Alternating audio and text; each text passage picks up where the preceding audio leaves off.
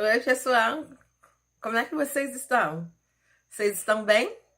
Eu estou aqui hoje para falar com vocês sobre sonhos. Não desistam dos seus sonhos. Persista, vá até o fim. Por mais distante, mais difícil que pareça, com perseverança, com garra, se você não desistir, se não der certo, não desista, recalcule, repense, monte uma nova estratégia, mas não desista dos seus sonhos, não desista, vai até o fim. Então, por mais difícil que possa parecer, eu quero falar com vocês sobre sonhos, porque quando eu terminei o meu ensino médio, eu tinha um sonho, que era entrar numa universidade. Mas na época eu só poderia cursar a universidade pública. Eu não tinha, gente, dinheiro para arcar com uma despesa de uma instituição privada e ainda assim comprar material, pagar passagens e outros custos que são advindo daí, né?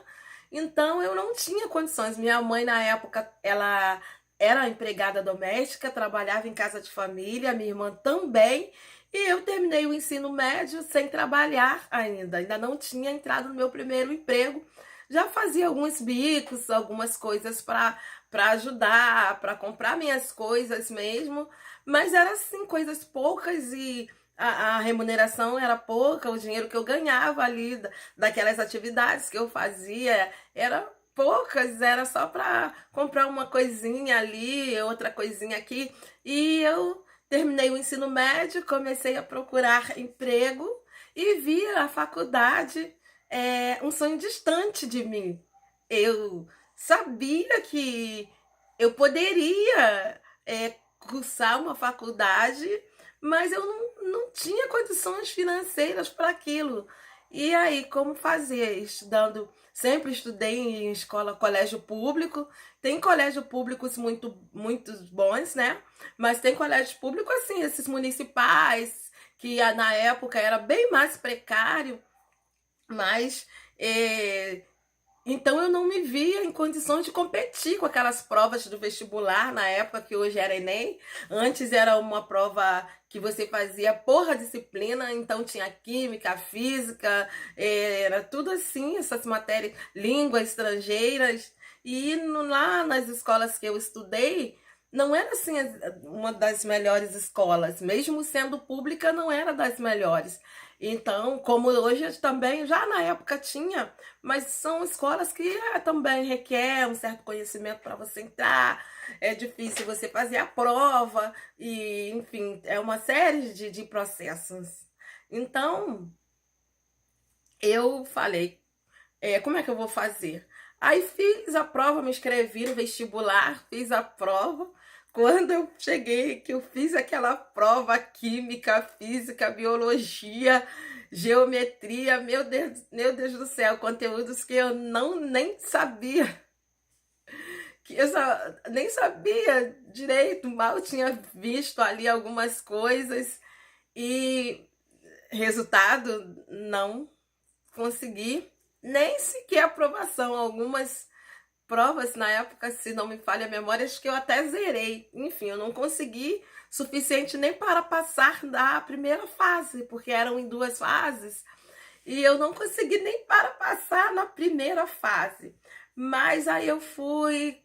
A vida segue, né? Você não passa no vestibular, ou numa prova qualquer, quando você não passa, a vida segue. Então eu fui seguindo a vida.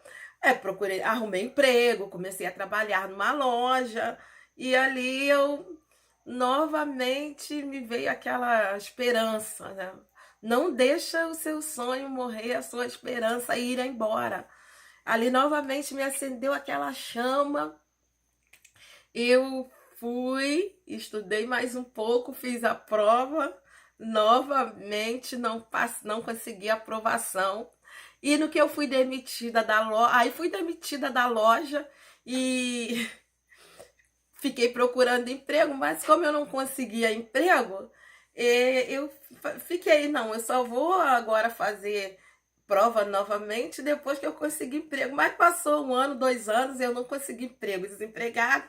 E aí surgiu a oportunidade no pré-vestibular comunitário.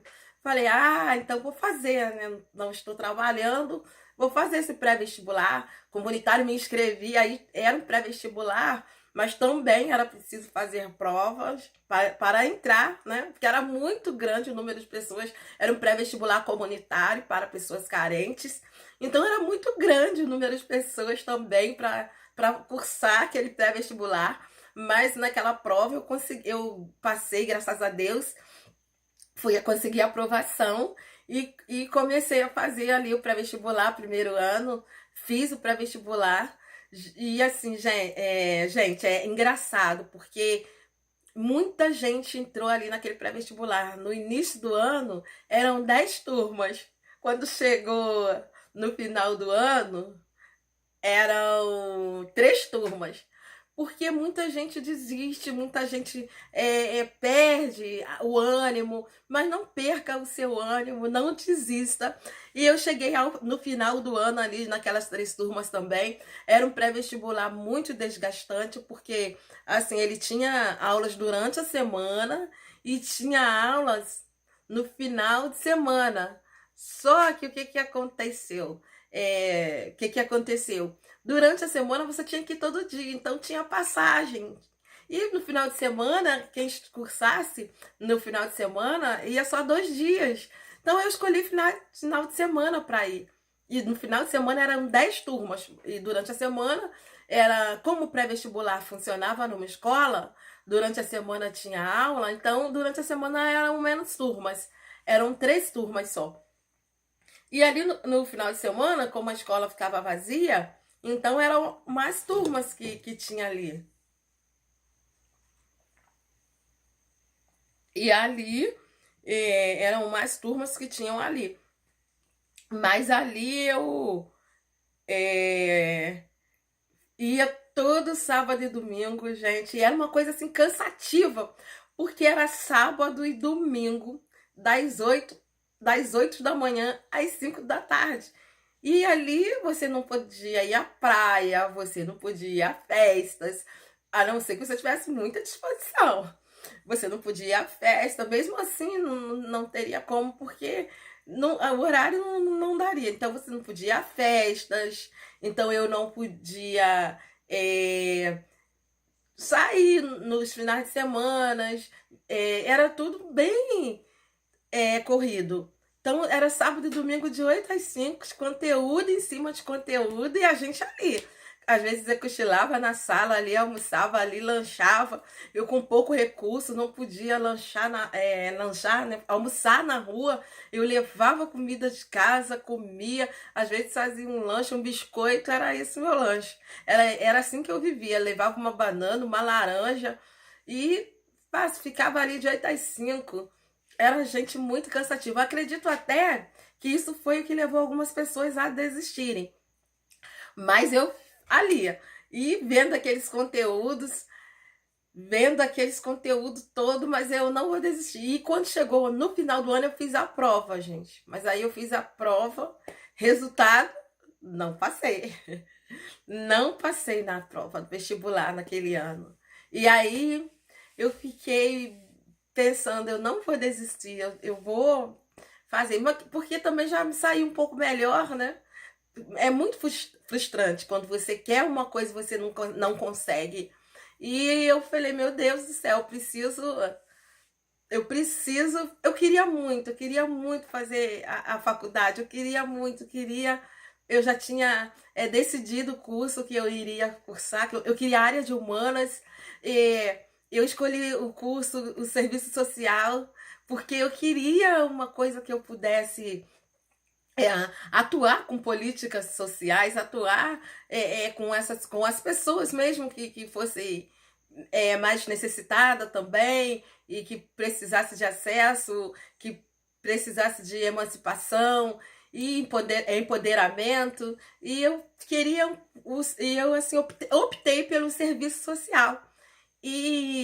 Mas não consegui aprovação. E então veio o ano seguinte, novamente, eu troquei de pré-vestibular. Tinha um outro pré-vestibular comunitário mais perto da minha casa. Na época eu vendia bolos, vendia roupas, vendia sobremesas para ajudar nas minhas despesas. Então tinha um pré-vestibular aqui no bairro onde eu moro, afastado do centro. Então eu tinha um pré-vestibular comunitário aqui, onde eu moro até hoje. E eu mudei de pré-vestibular. Fui para o pré-vestibular do bairro, mas eu com vergonha de ir lá para aquele pré-vestibular onde eu não tinha passado, conseguido aprovação no vestibular. Então fiquei com vergonha, porque seriam os mesmos professores, eram todos também jovens, a maioria deles cursavam faculdades, eram pessoas voluntárias que ali estavam. E a gente, no final do ano, como as turmas diminuíram, então a gente ficou bem próximo, eles também eram bem atenciosos, os meninos, né, na época, eles eram bem atenciosos, e isso me fez ficar com vergonha. Então eu troquei de pré-vestibular, mas o meu coração ficou lá. Então eu estudei 2 meses no pré-vestibular, mas eu não consegui me adaptar, voltei, venci a vergonha, e voltei para o pré-vestibular da onde eu tinha saído. Então, gente, a gente precisa assim aceitar. Tem momentos que a gente tem que descer, tem momento que a gente precisa voltar. E se precisar voltar, tem que deixar a vergonha de lado, a timidez de lado. Se precisar você voltar em algum lugar, você volta lá e levanta a sua cabeça, entra com a sua cabeça erguida, mas às vezes você fica se torturando por uma coisa simples, imaginando coisas na sua cabeça que nem vão acontecer. Cheguei lá para fazer a matrícula, aí o pré-vestibular, agora não precisava mais fazer prova, porque eu já tinha vaga garantida. Eu era a aluna do ano anterior, então a gente teve assim essa oportunidade porque foram as pessoas que chegaram até o final. E ali, então, não precisava da prova, eu fui lá, conversei com um dos meninos, que era o coordenador do curso, ele disse, não, pode vir. Aí eu comecei a estudar lá de novo, e fiz a prova, fui até o final novamente, fiz a prova no final do ano, e novamente eu consegui, não, dessa vez, aliás, na verdade, dessa vez eu consegui aprovação, mas eu não consegui a classificação, porque além da aprovação, você precisa conseguir a classificação, ou seja, ficar dentro do número de vagas, e eu não fiquei. Mas ali eu falei, agora eu consegui a aprovação, e fiz também um concurso público e passei, né, para uma prefeitura aqui no Rio, passei aqui no estado do Rio e comecei a trabalhar. No ano seguinte eu comecei a trabalhar em fevereiro, então eu ali decidi que eu iria tentar mais uma vez.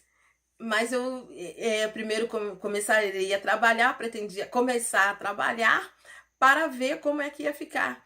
Como a minha classificação tinha ficado muito longe, gente, uma amiga, ela é minha amiga até hoje. Eu nunca falei isso para ela.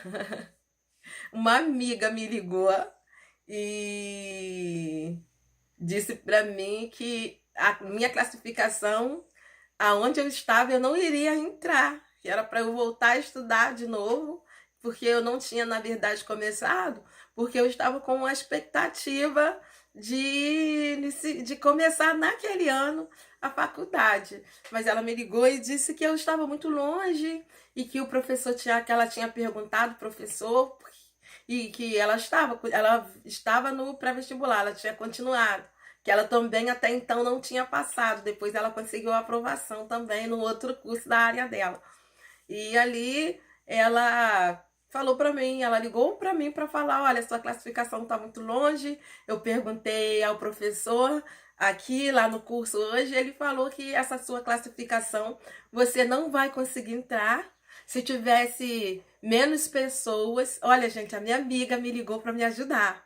Se tivesse menos pessoas, você até entraria. Eu acho que ela via assim meu desejo, né, preocupada comigo, não querendo me ver sofrer, ela não querendo que eu ficasse com aquela expectativa e me decepcionar. Então ela falou, acho que ela tentou me ajudar ali, né? Ela falou, vou falar logo pra ela que ela vai conseguir, que aí ela vai, né, não vai ficar com essa expectativa. Então ela me falou que eu não iria conseguir a aprovação. Mas aí o que eu fiz? Então tá bom, né? Eu não ia conseguir aprovação, comecei a trabalhar, fui chamada no concurso, comecei a trabalhar na prefeitura e até estabilizar para eu ver como agora eu ia organizar novamente a minha rotina, né? Para quê? Para que eu pudesse voltar a estudar. Porque trabalhando a semana toda, estudando aos sábados e domingos, ou então se eu fizesse à noite, aí eu primeiro tinha que começar a trabalhar, esperar as coisas ganharem forma, né? Ganharem rumo, e ali eu voltar a estudar.